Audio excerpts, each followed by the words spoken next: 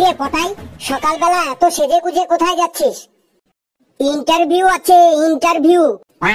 কিসের ইন্টারভিউ? কেন, চাকরির ইন্টারভিউ? তুই তো ক্লাস 6 পর্যন্ত পড়াশোনা করেছিস, তুই আবার কি চাকরি করবি? কেন, ক্লাস 5 পাসের বেয়ারার চাকরি করব? তোর ইন্টারভিউ দিয়ে কোনো লাভ নেই, চাকরি তোর হবে না। তুই কি করে বুঝলি আমার চাকরি হবে না? সারাদিন তো ফোন ঘাটিস, পড়াশোনা করিস কখন যে চাকরি পাবি?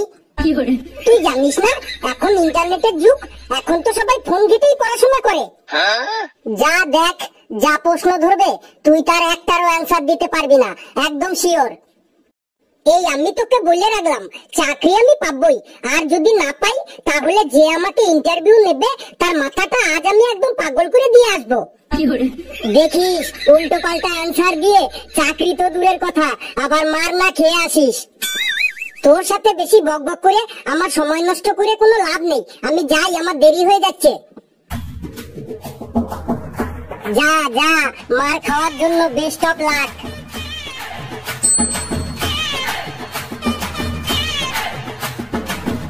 নেক্সট ক্যান্ডিডেট কে আছেন, চলে আসুন। Sir, may I coming in the ভেতরে? কি বলছেন, ভালো করে বলুন। স্যার, ভেতরে আসতে পারি? আসুন আসুন। I am sit down in the চেয়ারের উপর। আরে মশাই, আপনি কি বলতে চাইছেন ভালো করে বলুন তো। অত রেগে যাচ্ছেন কেন, আপনি চেয়ারের উপর বসতে পারি? হ্যাঁ বসুন, ওই চেয়ারটা আপনার জন্যই রাখা হয়েছে। I am very very thank you sir. I am very very thank you তার মানে আপনি ভুলভাল ইংরেজি বলার থেকে আপনি বাংলাতেই কথা বলুন।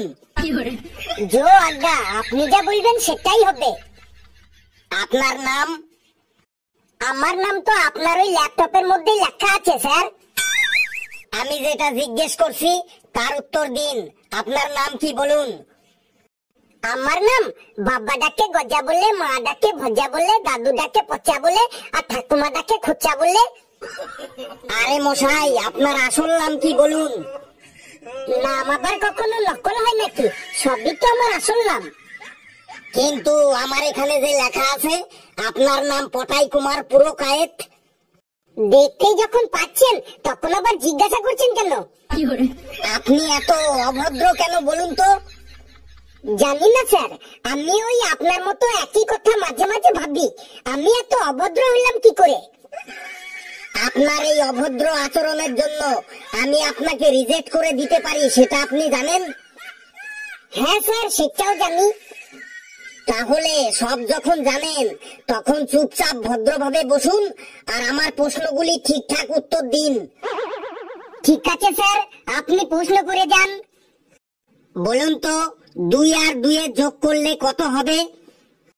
স্যার, 2 আর 2 এর যোগ করলে কখনো কখনো 4ও হবে, আবার কখনো কখনো 5ও হবে। 2 আর 2 এর যোগ করলে তো 4ই হবে।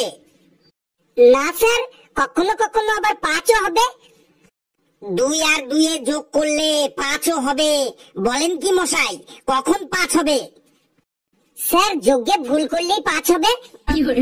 যোগে ভুল করলে 5 হবে, আপনার লজিকটা ঠিকই আছে, কিন্তু একটা কথা মনে রাখবেন, আমি কিন্তু ফাজলামি একদমই পছন্দ করি না। স্যার, আমিও না, ফাজলামি একদমই পছন্দ করি না। বলুন তো, আমাদের আকাশে কতগুলো তারা আছে? এটা একদম সিম্পল অ্যান্সার, আগে যতগুলো তারা ছিল এখনো সেই ততগুলোই তারা আছে। ওইভাবে বললে তো হবে না, সংখ্যায় বলুন আকাশে কতগুলো তারা আছে। সংখ্যায় বলতে হবে, বলছি, আকাশে 99,99,99,999টা তারা আছে। আকাশে 99,99,99,999টা তারা আছে, এটা কোন বইতে লেখা আছে বলুন।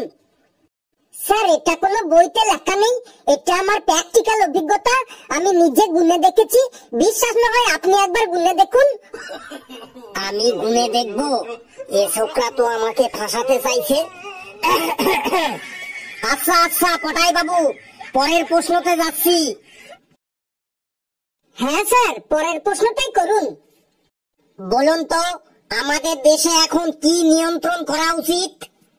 স্যার, আমাদের দেশে এখন টোটো নিয়ন্ত্রণ করা উচিত। ভুল অ্যান্সার দিলেন। আমাদের দেশে এখন জনসংখ্যা নিয়ন্ত্রণ করা উচিত।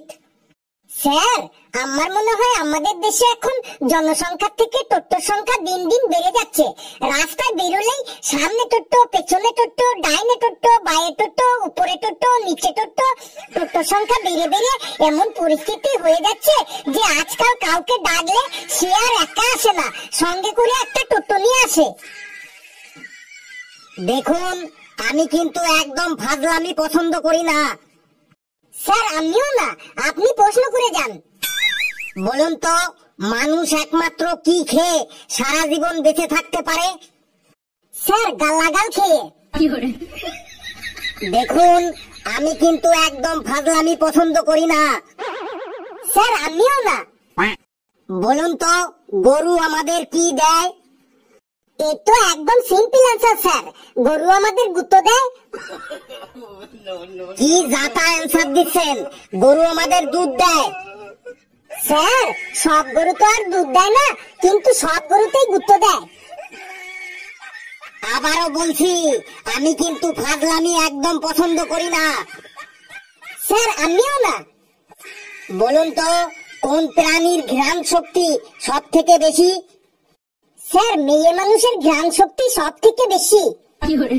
আবারও সেই জাতা অ্যান্সার। বলুন তো, গাছ থেকে আপেল পড়ার সময় আপেলটা আকাশের দিকে না গিয়ে মাটিতে পড়ে কেন? কারণ আকাশে আপেল খাবার মতো কেউ নেই, তাই আপেলটি মাটিতে পড়ে। কি আশ্চর্য! দেখুন, আমি কিন্তু আবারও বলছি, আমি ফাজলামি একদমই পছন্দ করি না। স্যার, আমিও না, আপনি প্রশ্ন করে যান। বলুন তো, কোন নদীতে মাছ নেই?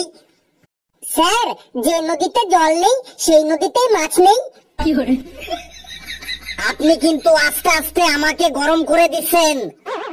স্যার, তাহলে আইসক্রিম এনে দেবো? আবার বেশি কথা বলে। বলুন তো, ক্যাঙ্গারু কোথায় পাওয়া যায়? স্যার, চিড়িয়াখানায় ক্যাঙ্গারু পাওয়া যায়। বলুন তো, আমাদের দেশে সব থেকে দ্রুতগামী ট্রেন কোনটি? স্যার, যে ট্রেনটার স্পিড সব থেকে বেশি সেটাই হলো আমাদের দেশে সব থেকে দ্রুতগামী ট্রেন। আবার সেই ভুল অ্যান্সার।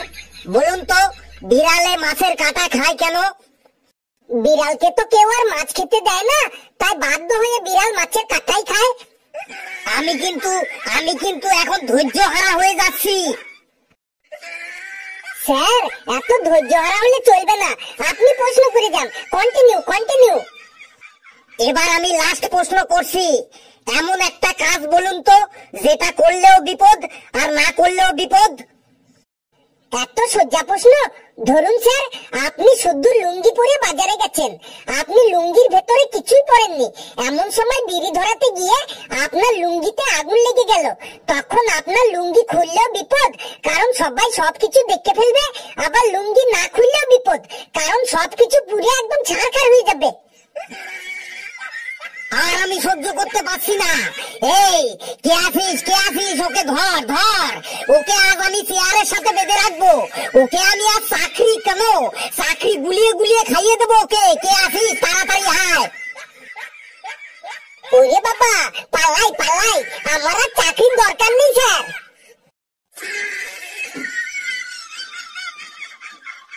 বন্ধুরা, ভিডিওটি কেমন লাগলো তোমরা কিন্তু কমেন্টসে জানাবে, আর ভিডিওটি লাইক করবে, যত পারো শেয়ার করবে, আর আমাদের এই চ্যানেলটিকে কিন্তু সাবস্ক্রাইব করবে।